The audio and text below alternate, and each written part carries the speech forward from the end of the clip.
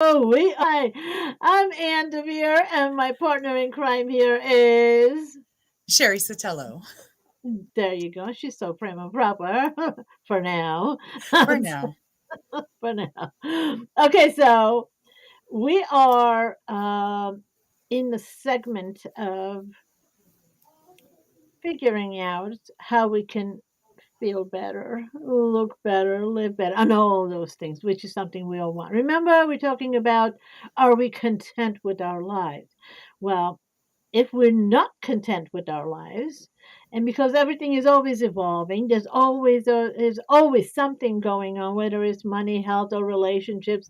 Everything is always evolving. So if we want to make a change, we need to know where we are. Like um, whether we're in a mall or maybe going, I don't know, hiking or whatever. There's always this map. It says you are here, right?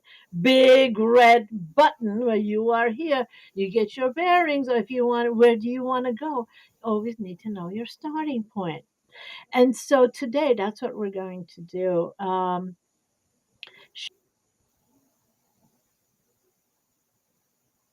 Standing, evaluate our physical, mental, emotional state. What do we look at? How do we assess things? And I am going to be, what's the word I'm looking for? The case study, maybe? She's gonna be throwing questions at me. Well, when she first said, "Hey, why don't we do the Q&A?" I said yes, and I'm like, "Oh my god, I have no clue what she's gonna be asking." So, that here we are, right? Here we And are. yeah, none of this is planned, by the way. I have no clue what she's gonna be asking. So, fingers crossed. Yes, folks. But that's us living life on life's terms, right? And today was such a setup for exactly why we need to do this utilization of self assessment. Anne came running in saying, "Oh no, we need to start. Oh no, we got to." I feel rushed. It's like, could you access this platform timing any better? This is the self check. Absolutely the self check. It's the body check. It's the mind check. It's the emotional check. Here we are again. These three pieces all wrapped up into one. But the knowing the why of the whys is so vital to making sure that that next step is actually going to be productive. We all want to be productive. So let's just start this a little bit different. Anne, how was your morning and early afternoon? So the Q&A begins now. Okay. Yep, Okay. spotlight. Okay, well, okay, if we're going to be really looking at the whole day, my morning actually started off beautifully. I woke up, I was centered, I do my meditation, things like that, and I was feeling good. And then a few messages came in, so I have to answer this, I have to do that. And then we had to plan, for, the getting ready to put the information out for today. And all of a sudden, I was like, "Oh my god, I'm short on time, and I need to edit this portion of it. I need to get this information from Sherry." And so, all of a sudden, I felt myself. It was you know, um, like a tag team. Physically, the stress came on. Mentally, I was stressed. I'm like, I gotta figure this out. And the more I try to make it, I guess the faster I try to get to the end result, the more delayed it got. And then emotionally, it was like, ah! Train wreck time. Yeah, Yes. yeah, exactly. And you know what? The funny thing is that the morning started beautifully, and in a matter of the last 2 hours, all of a sudden, I found myself just like wave after wave after wave, Mhm. and it was like I couldn't catch my breath, kind of feeling. If you've been in the ocean and it's like really wavy, just like as soon as you try to take a breath, another one hits you. Well, it just kind of has that effect. So yeah. Yep, that's the ebbs and flows that come in with when we aren't prepared and we just aren't paying attention to our body. So, this is that moment in time of why do we need to do this physical assessment. Well, what are we working with? What are we working against? So, when you come into, say, an office like mine, for instance, where you're looking for a type of coaching or you're looking for a type of evaluation, a type of health assessment, if you will, whether it's that physical, cognitive, or emotional assessment, one of the very first things that I tend to ask is, all right, so what's your physical health history? And why is this important? A lot of the time, people are like, oh, I'm fine. I'm here. It's like, but are you here? Are you really here? What do you know about you that is present today? This is the biological factors. These are the genetic components. These are the environmental risks. This is what goes into our operating system every day. How do you even feed yourself to know that you have enough nutrition, which is going to be the gas, the fuel that our body uses to move forward every day? Okay, so we know high blood pressure, diabetes, high cholesterol, all of these things come into play in making our body feel like, well, I'm here ish. And so when stress comes in to play, all of a sudden you feel it on your body first.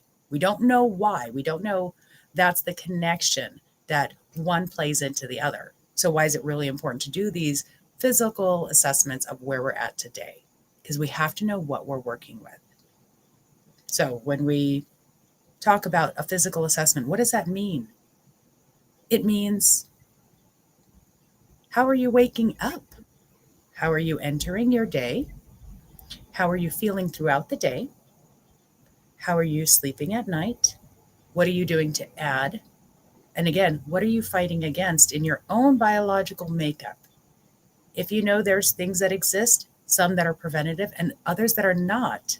So, some chronic illness, maybe terminal disease, maybe rare conditions. It's, I need to know where I'm working all the time so that I can make the best choice next. But the best choice next comes from that cognitive space. But first, I want to ask, and feel free to hit the pass answer, Anne. This morning, from that biological physical assessment, that self assessment, how am I feeling? How's my body feeling? How did you sleep last night? Actually, I slept fairly well, and I usually wake up several times at night. I only woke up twice, so which was good for me. Take the win. Um, yeah, I am taking the win, and I had a nice breakfast, healthy breakfast, so I felt good about that. And I did take my supplements, and so Awesome. that was good. Yeah, I was actually feeling pretty good. I did not go for my morning walk. I like to do a meditative Oh, walk, which I did not do today. okay. So, that there, folks, is a pivotal change in how your day can go simply through physical action. That motion of getting the blood pumping, the circulation going, blood carries oxygen throughout the entire body, right up to our brain. So it helps our thinking patterns. It's not just a coincidence or happenstance that your daily walk makes you feel that much better. No, you've oxygenated your system. You've activated your adrenaline. You're working with the epinephrine. Oh my goodness, I'm going to skip that word. I pass on that word today. It's been a long morning. Um, but that Well, helps. how was your morning today? my, mo- my What did morning you skip today? every morning for me starts at 3:30 a.m. Yes, folks, that is a thing. It's not the bedtime, it's the wake time. But it does. It makes a difference in how you maneuver throughout the rest of your day. Because is your body fueled and ready to go for the rest of the day? You ate a great breakfast. Awesome. So you know that you have that nutritional intake, and that helps with cognitive clarity. The brain only operates off of carbohydrates, and no carb. I don't mean the starchy stuff or the stuff that people are so scared of, like, oh no, brain doesn't operate off of protein. But we need to know this. This is that biological physical assessment that we can even have as a self assessment. The what am I going to need today in order to operate properly? So you got a great start to your morning, but then something happened. That cognitive piece kicked in, that stress factor kicked in on the brain.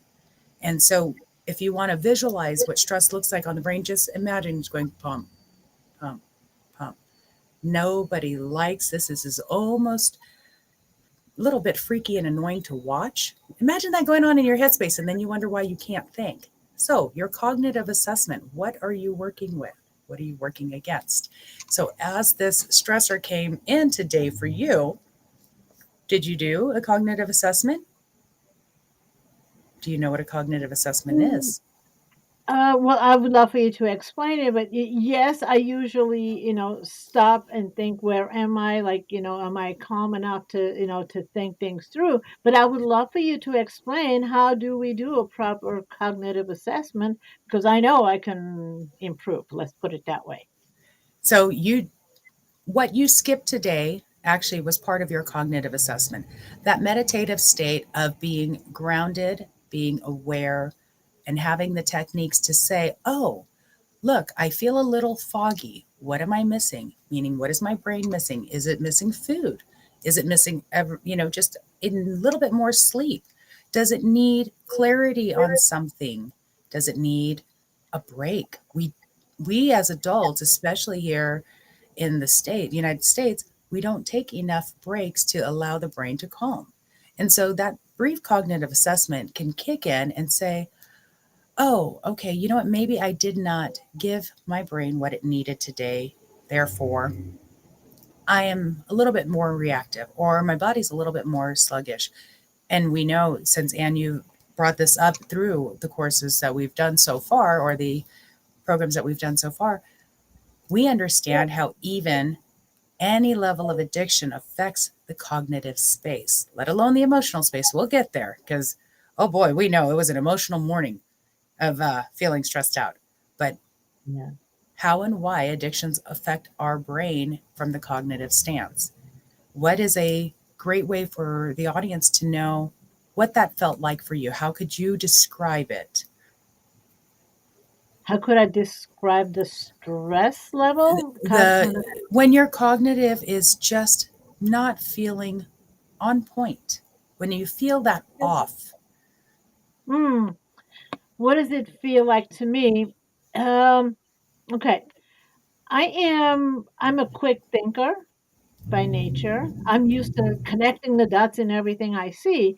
So when I'm in that stressed mode, if something doesn't make sense to me, if I'm not able to quickly come up with the answer, like for example, when I was looking at the content you sent me, it was like it had a lot I of was like, medical, ah! yeah, and I was like, this is a lot of information. I'm supposed to like edit this to put it on the website, but I'm like, wait a minute, I don't understand some of this. So that created stress within me. So instead of taking time to read it maybe slower to understand, to reiterate it, I was trying to move faster because time was short. So it was almost like it had this snowball avalanche effect going on, right? So that's what it felt like to me. The more I tried to rush to get things done, the slower and slower my brain was like, it's like, Mm-hmm. stop. I'm like, no, we gotta go faster. Stop. That's what it felt like. And then you gave yourself, even though you didn't recognize it, when we were trying to get started at 1 o'clock on the dot, you gave yourself that cognitive assessment. And that's how easy it is. It's that it does not feel right in my brain. I just can't seem to think straight. I don't need to maybe understand why. Leave that to those of us that play up here, or those of us that play with these things and want to get up here. And, if we could just figure out this part of it, it would be great, but we can't. You leave it up to me to do stuff like that. But when you think about it and you really understand that we have to be our own assessor, Yeah. it's okay. It's absolutely appropriate. No one's going to answer that cognitive space for us. So, a quick cognitive assessment of, I need to slow down. So what did I do? I threw a couple jokes at Anne this morning, turned my stethoscope into a little heart and said, I'm sending love and hugs. And then, just we want to just chomp at the bit just a little bit, feel like Pac-Man here to pull out whatever cognitive block was there. That's how we can get our cognitive assessment in without maybe pulling in the professional. It's just a quick check-in. That's all. Yeah. Yeah. You But know what? Yes, I'm interrupting you. So you just made a really important point to something kind of jumped out at me. We don't need to complicate it. Like I didn't have to no. complicate it. I already knew when you asked the question. then I was like, oh, what am I doing? What works for me? I already know what works for me. Mhm. So I think it was that the interruption, when it was like you asked a question and then you always make me laugh anyways, and laughter always gets me settled. Just laughter. Give me laughter and I'm happy. And so that was like an instant. It was almost like throwing on a switch, Uh-huh. that stop and breathe aspect of it. It didn't even take that long. Mhm. It really didn't. And so do you do you think we all know what it is? We just, sometimes we think it's just too easy or it can't be. I mean, no, that I couldn't possibly have the answer Right. because it can't be that easy. And it is that easy because just like with most things, it falls right into this emotional pattern that puts us into a feedback loop of questions. The why am I feeling like this? Why am I feeling like this? Why is this like this? How about this? Answer the question. You already know It's the it answer. it's that but it's that simple. If Yeah, you want the feedback loop yeah, from the cognitive part to stop, yeah, answer the question. The yeah. why do I feel like this? Because I just rushed and rushed and rushed and tried to do 16 people's jobs in my one body, came out barreling through, the bull in the china shop and took it all out. There was no room for perfection in that. And so, yes, we get stuck in that emotional feedback loop of the question, the question, the question. Well, answer the question. We learn great things in kindergarten. It's so simple. When you answer the question, then it's done. The question stops. That's one of those, oh, Sherry, really? That easy? Yeah. Sometimes you need a little help to get through it, but be the annoying 2-year old to yourself. But why? But why? 2-year olds are baby doctors. But why? They're Yeah, great for it. yeah. But now here's the other part. When come to a place where you know what, I don't have the answer for this particular thing. Who do I reach out to? Who has the answer? So for me, like, what happened again today, I was like, wait a minute, she wrote this. She knows the answer. I'm going to call Sherry. Say, Sherry, well, what is this exactly? Because all of a sudden it was like, duh, and so do you find that people don't reach out for help Yes, when they can and when they should? because taking on the responsibility of everything that is outside of them leaves us in that psychological state. So here's where our psychological assessment comes in. Do I have the capacity? Do I have the brain power? Do I have the energy to address certain things? But which ones are my things and which ones are not? Mm. And stepping away from this expectation of self to, I got to have all the answers. I'm adulting. I'm supposed to have these answers. If it's not yours, it's not yours. Is Get that the an ego thing? Is that an ego thing that we just like, I should have the answers, or is that because it's we a don't think we can depend on societal, people? it's a worldwide societal norming process that we all go through. Mm. You know, from very young age, psychologically, we're hit with, why can't you just get this right? Oh, oh, I thought I told you so many times, and you should know this by now.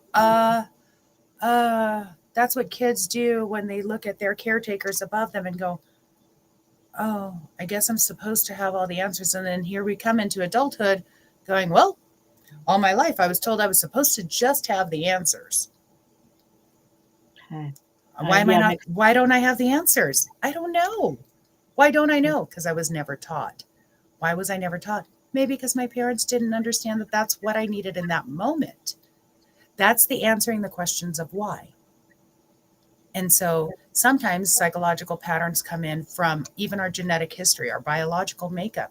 Maybe some families, or maybe you or I, or many, many people suffer from anxiety. Anxiety is the physiological response to the lingering doom and gloom that we may not have an answer for. And so we just kind of react, and we never have learned how to stop and address our emotional, psychological self and say, why do I do this? Oh, this is a pattern of behavior that sometimes is even out of our control. Especially when it comes to mental health conditions or mental health diagnoses, that's not an on and off switch that we get. It's either there or it's not. Sometimes it's an offset of medical conditions. And this is why knowing your physical health history is so important. A heart murmur easily can trigger on an anxiety reaction, but our society, our worldwide society, has looked at the anxiety first without looking at the heart pumping. And so, this is why it's so important to know these three components of where you stand at all times, biologically, genetically, emotionally, family history wise, but Mhm. being present enough to say, where am I? What do I have control over? What do I not have control over? Sometimes we as adults are looking for peace over and over and over again, and we can't seem to find it, but we'll go and find some peas somewhere. This, if you're going to learn anything about me, I am the prop queen. Again, I promise you, I went to college for a very long time not to learn comedy or prop work, but we're going to use it. Okay, Hey, so I'm yeah, renaming this as laughter because laughter is medicine. it is medicine. Yeah, you go. Yeah, it's the best medicine for me. I know that for a fact. So we understand physically what's happening. We understand mentally what's happening. And so emotionally, does our emotional stress trigger the mental stress, trigger the physical stress, or do Bingo.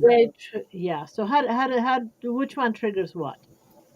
Well, that's the funny part. And sometimes this is where you need to have that third party person, that third party expert to actually help decipher or dissect what's in what order. Because it's not Mhm. always clear at first glance, especially again with our levels of expectations as adults. We're supposed to just know how to do this. And oh, I'm stressed out. It must be anxiety. But again, I didn't look at maybe some of my physical stuff that's going on that triggers anxiety. I just automatically jumped into my headspace and from a cognitive level said, oh, well, I must be creating my own problems. How many of us have Mm, heard that yeah, time and time and time again? I'm doing this to myself. Are you really? yeah. Some things we cannot control.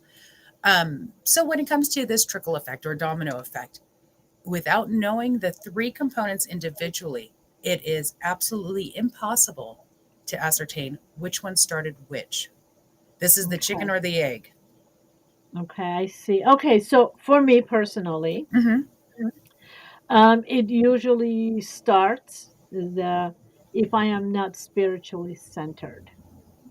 So if I don't do my morning meditation, if I don't, Mm-hmm. I actually do a lot of walking meditation. I love being outdoors and the sunshine and the greens and things. And so if I don't do that, mentally, I'm stressed. Uh-huh. I think I have to do things faster, better. But when I'm meditating, it seems like even my brain is working slower but faster.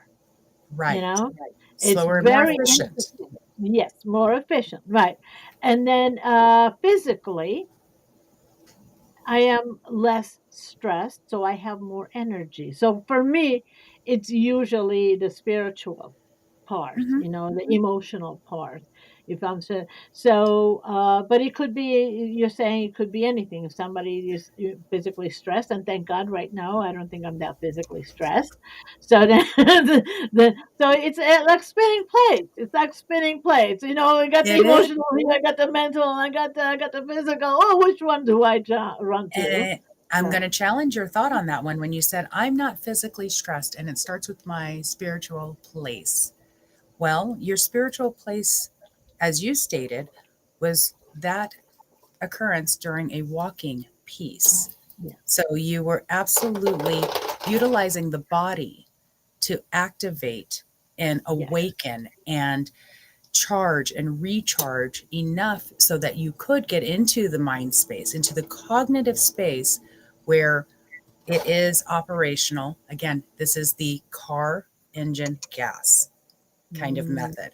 So it did start with that physical because you had to get up and move. And since you didn't do that today, you weren't exhausting the body or awakening the muscle fibers to say, hey, we are here, we are present. Therefore, we couldn't even get into our headspace. You could not get there.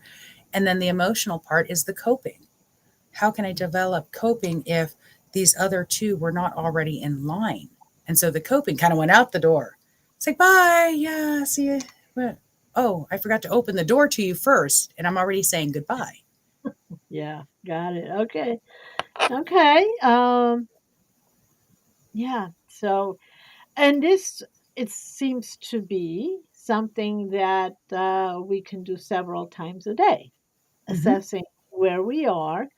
Morning is different than afternoon. If Oh, I'm not yes. eating properly and if I'm not taking time, yes. Now you get it.